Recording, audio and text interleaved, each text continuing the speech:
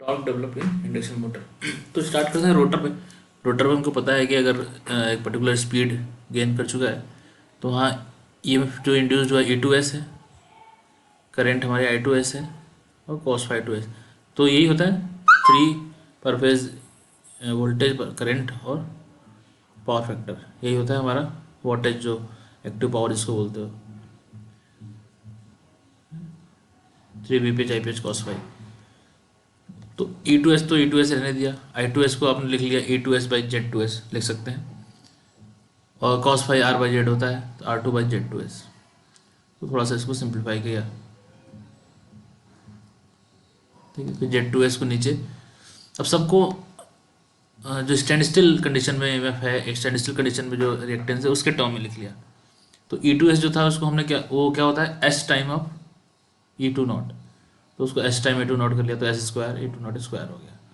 नीचे Z2 था, R2 square रहा, S time X2 not square कर दिया,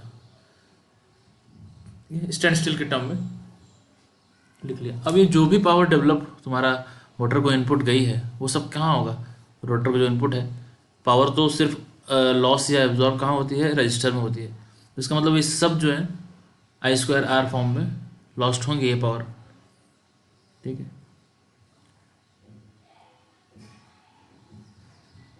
तो अगर रोटर इनपुट पावर जो है रोटर को वो है हमारा 2π NS/TD, ठीक है।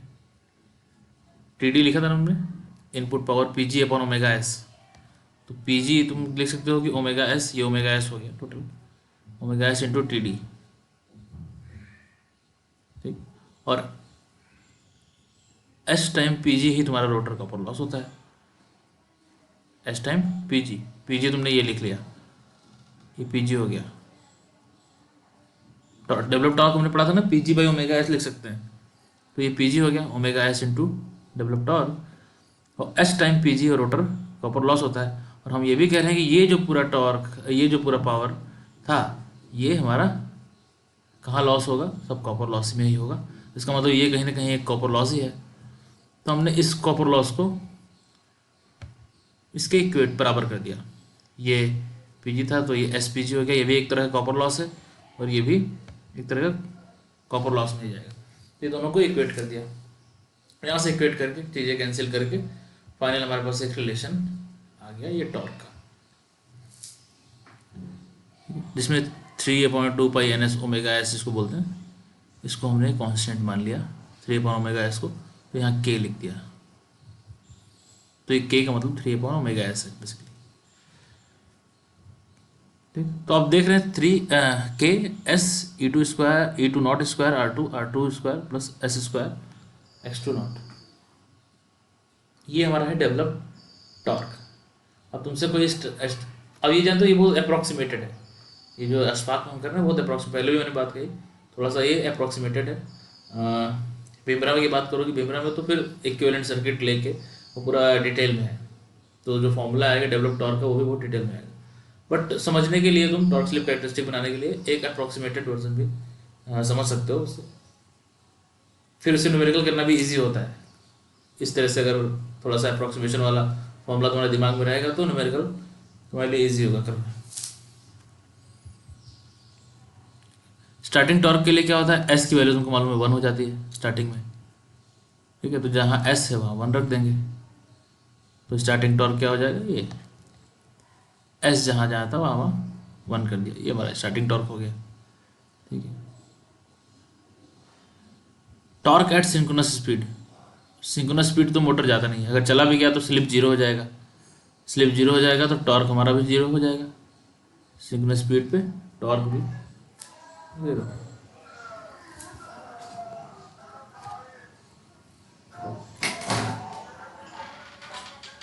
ठीक है।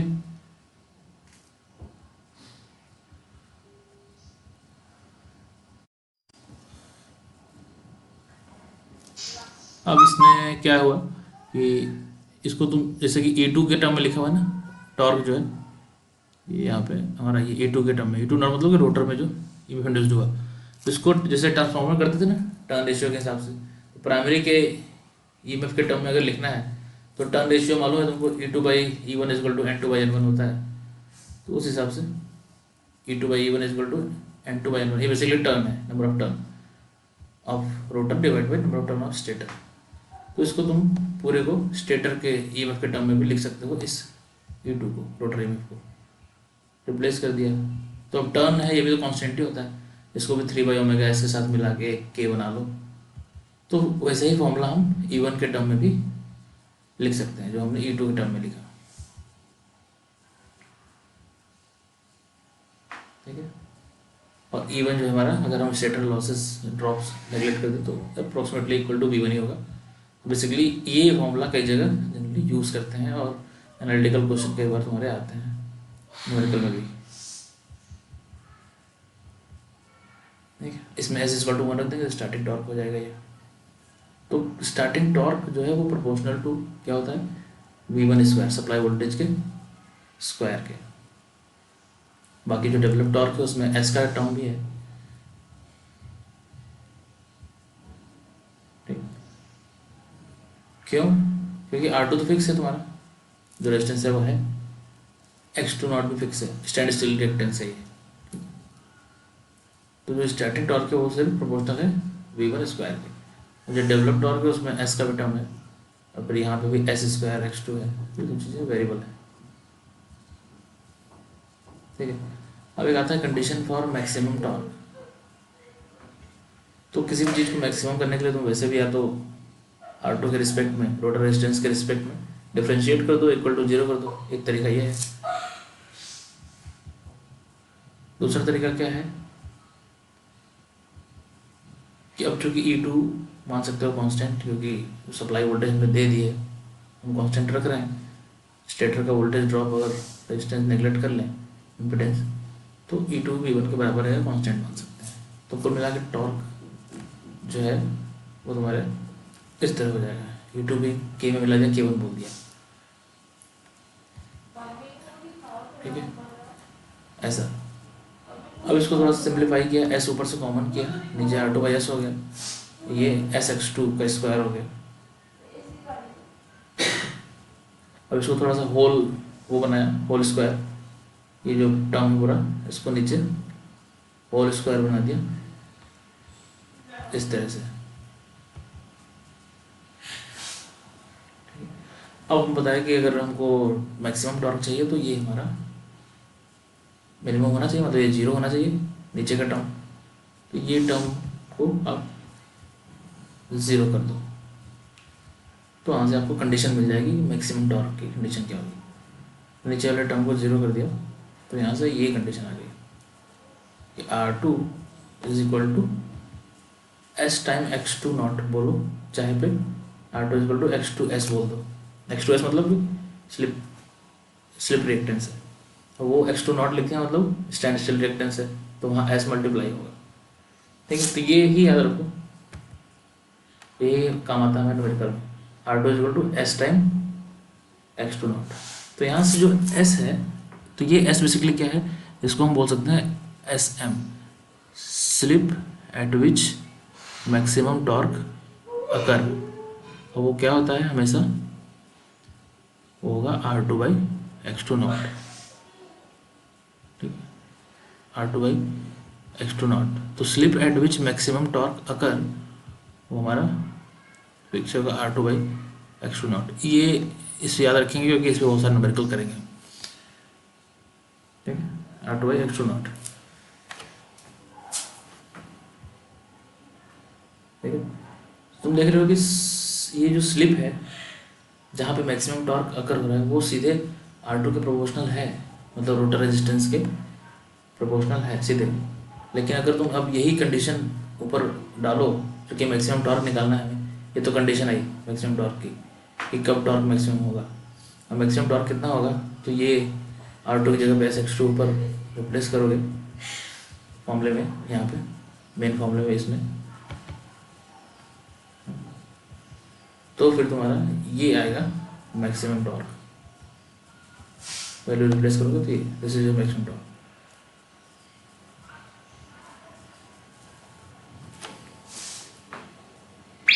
ठीक है। SX2 जगह R2 कर दो, चाहे R2 जगह SX2 कर दो, रिप्लेस करोगे सब कैंसिल होकर ये आएगा।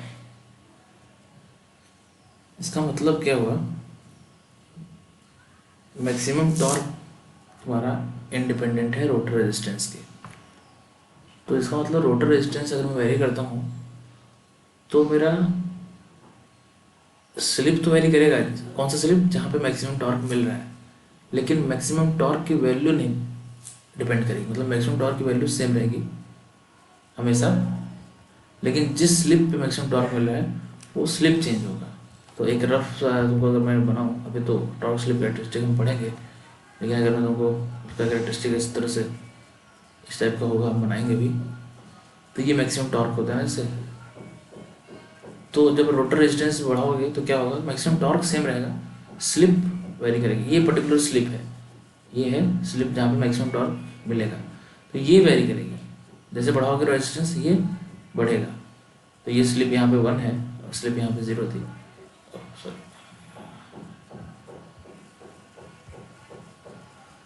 ये।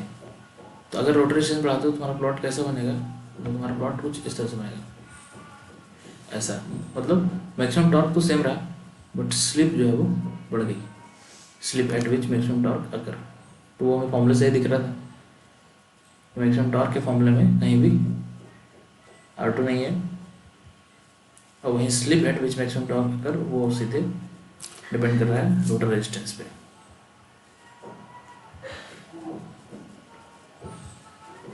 ठीक है।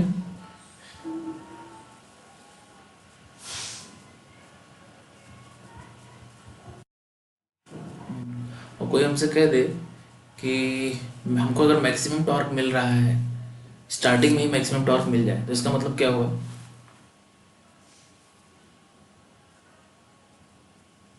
कई न्यूमेरिकल में कई बार ये टर्म यूज होता है कि we got a maximum torque at starting. तो स्टार्टिंग में मैक्सिमम टॉर्क मिल जाए इसका मतलब कि स्टार्टिंग में तो स्लिप 1 होता है, पता है। तो इसका मतलब एस एम की वैल्यू 1, एस एम की वैल्यू 1 होने का मतलब कि R2 equal to X2 not हो जाएगा। ठीक है। तो कभी भी ऐसा टर्म है कि starting torque, sorry maximum torque start में ही मिल जाता है, स्टार्टिंग में ही, तो इसका मतलब कि R2 equal to X2 not है, ये हमको बताना चाह रहा है।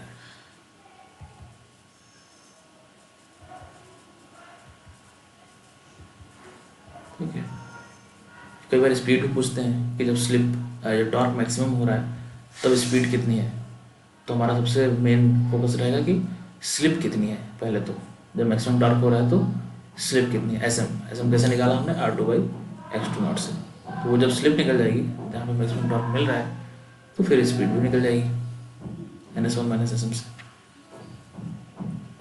ठीक है।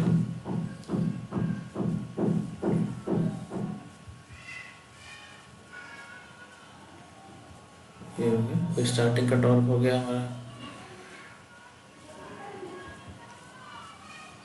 अब इस पर कई सारे न्यूमेरिकल बनते हैं कि हमने रोटर में रेजिस्टेंस ऐड कर दिया इतना तो टॉर्क कितना हो जाएगा, स्पीड पे कितना फर्क पड़ेगा, ये सारे क्वेश्चंस आते हैं हमारे।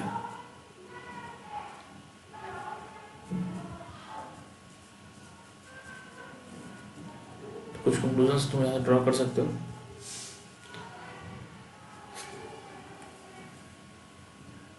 दो कंक्लूजन तो सीधे सीधे है कि हमारा मैक्सिमम टॉर्क जो है वो रोटर रेजिस्टेंस पे डिपेंड नहीं करेगा, slip at which maximum torque अगर वो है रोटर रेजिस्टेंस पे डिपेंड करेगा। ठीक है।